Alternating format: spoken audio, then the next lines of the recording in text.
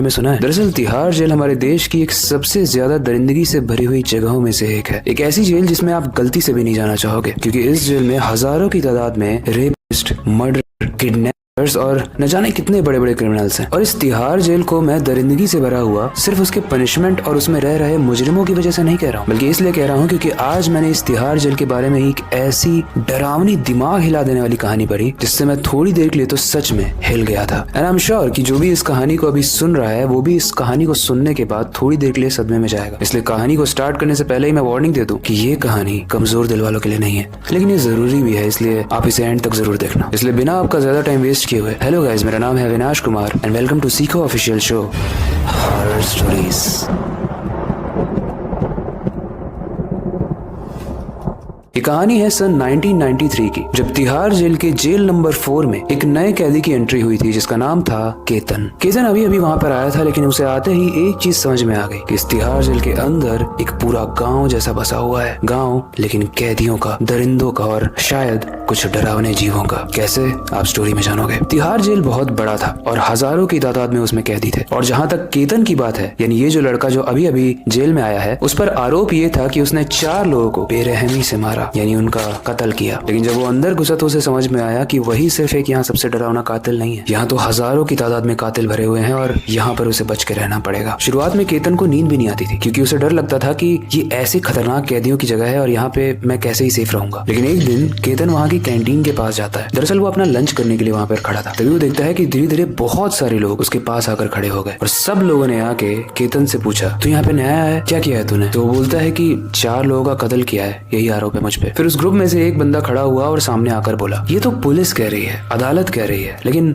सच में बता तूने क्या किया है? फिर केतन कहता है, क्या ही फर्क पड़ता है, छोड़ो, जो फैसला है वो तो सुना ही दिया गया है, अब मैं इस जेल में सड़ूंगा तुम लोगों के साथ। और उसने ये भी कहा कि अगर सबूत नहीं मिलेगा तो शायद मुझे फांसी पर भी चढ़ा दिया जाए, पर मुझे इन सब चीजों का खौफ नहीं है, मुझे डर नहीं लगता इन सब चीजों से, ऐसा केतन ने कहा। और केतन के ये बोलते ही वहाँ पास में एक लड़का खड़ा था जिसका नाम था केशव। और केशव उससे कहता है, तू टेंशन मत ले, देश का कानून बहुत स्लो है, तुझे सजा इतनी जल्दी नहीं मिलेगी और तू फांसी पर इतनी जल्दी नहीं जाएगा। यहाँ पर ऐसे बहुत सारे लोग हैं जो 10 साल 20 साल से पड़े हुए हैं। अब तो उन लोगों ने एक्सेप्ट भी कर लिया है कि हाँ भाई कत्ल हमने ही किया है, तब भी अभी तक उनको फांसी पर नहीं चढ़ाया गया है, तो तू तो अभी नया नया आया है। लेकिन केशव ने केतन से एक बहुत जरूरी बात कही। उसने बोला कि तू मौज कर, लेकिन एक चीज का ध्यान रखना, इस जेल में किसी पर भी भरोसा मत करना, चाहे कुछ भी हो जाए, क्योंकि यहाँ के जो कैदी हैं वो तुझे कभी भी अच्छे से नहीं जीने देंगे। यहाँ के कैदी अकेले में रहना ज्यादा पसंद करते हैं, इसलिए तू किसी को तंग भी मत करना, तू बस चौकन्ना रहना, किसी पर भरोसा मत करना और हम पर भी मत करना, क्योंकि हमने बाहर किसी पर रहम नहीं किया तो तुझ पर क्या करेंगे। इसके बाद वो सब ही वहाँ से हंसते हुए चले गए। ऐसा लग रहा था कि वो केतन को अवेयर करने आए हैं, अपने आप खुद से डराने आए हैं उसको। फिर लंच हुआ और लंच होने के बाद केतन बाकी सारे कैदियों के साथ ग्राउंड में बैठता है। वहाँ माहौल हंसी मजाक का था, लेकिन कहानी में एक ट्विस्ट आने वाला है। वो जब बात कर रहा था उन कैदियों से तो वो लोग उसे यही बता रहे थे कि तिहाड़ जेल के रूल्स क्या हैं, उनके रेगुलेशंस क्या हैं, क्या करना है क्या नहीं करना है, कौन से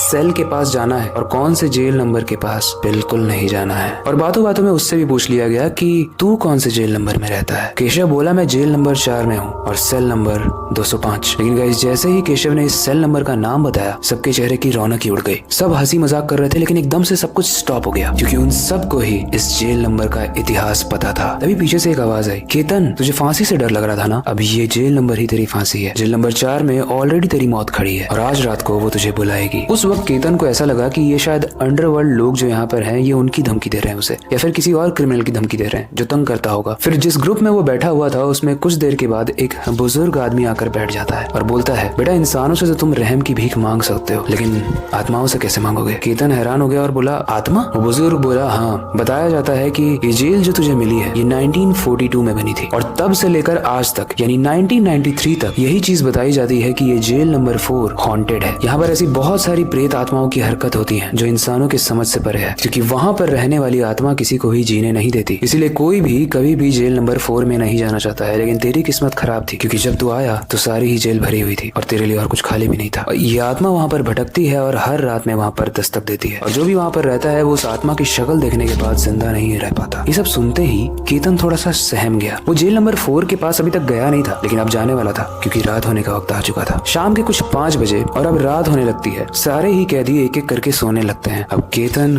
उस सेल में उस जेल के अंदर अकेला था। कुछ घंटों के बाद आधी रात में केतन को एक चीखने की आवाज आती है। सभी कैदी जाग तो गए, लेकिन किसी की भी बाहर जाकर देखने की हिम्मत नहीं हुई, क्योंकि सब जानते थे कि अभी क्या होने वाला है। वो आवाजें इतनी ज्यादा भयंकर थी मानो कोई जीव एक इंसान के शरीर को चीर रहा हो, फाड़ रहा हो और उसे जिंदा ही खा रहा हो। और वो आवाज थी केतन की। केतन की इस आवाज को सुनकर वहाँ का जो जेलर था वो भागते हुए आया केतन के सेल के पास ताकि वो उसे बचा सके, लेकिन गाइस तब तक काफी लेट हो चुकी थी, क्योंकि केतन मर चुका था। और अब मैं बताने वाला हूँ इस कहानी का सबसे दिल दहला देने वाला राज। दरअसल गाइस 1942 में जब इस जेल को बनाया गया था तो एक नया कैदी आया था जो कि बहुत ही मासूम था। वो बहुत भोला था, लेकिन उसे जेल नंबर 4 और सेल नंबर 205 में रखा गया था, जिसमें ऑलरेडी 2 कैदी थे और वो दोनों ही कैदी थे।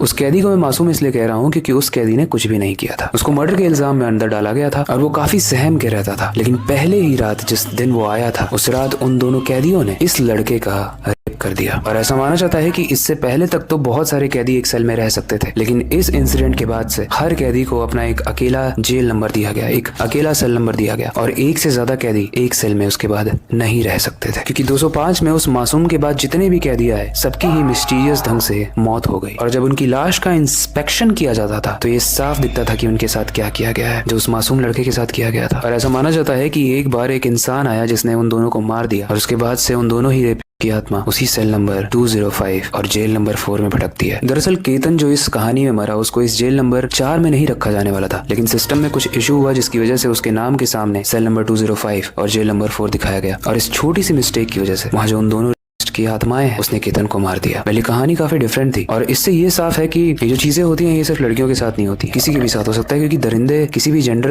बायस नहीं होते। लेकिन हाँ, हम एज ए इंसान अपने आप को प्रोटेक्ट करके चल सकते हैं। हमें आसपास जो कहानियां हैं, जो चीजें बताई जाती हैं, उससे हमें अवेयर रहना बहुत जरूरी है। इस कहानी को अपने दोस्तों तक जरूर शेयर करना ताकि उन्हें पता चले कि इस दुनिया में और भी भयंकर चीजें हो रही है जो समझ से परे है। आई होप आपको ये कहानी इन्फॉर्मेटिव लगी होगी। इस कहानी को सुनकर थोड़ा डर भी लगा होगा, बट ये जरूरी भी थी जाननी। इसके अलावा अगर आपके पास कोई सजेशन है तो आप हमें कमेंट सेक्शन में बता सकते हो। और इस कहानी से रिलेटेड कोई भी फीडबैक आपको देना हो या कुछ लगता है जो आप शेयर करना चाहते हो इस कहानी से रिलेटेड, आप हमें कमेंट सेक्शन में बता सकते हो। बाकी वक्त आ चुका है इस स्टोरी को एंड करने का और नई स्टोरी पर काम। चैनल को सब्सक्राइब करो पहले, हाँ जल्दी करो। मुझे पता है कि आप लोग नहीं करते, वीडियो देखते हो लेकिन सब्सक्राइब नहीं करते। ये लाल कलर का बटन नहीं से दबाओ, जल्दी दबाओ, जल्दी दबाओ, फिर मैं शुरू करूँ। दबा दो जल्दी, दबा दिया, घंटी में दबा देना।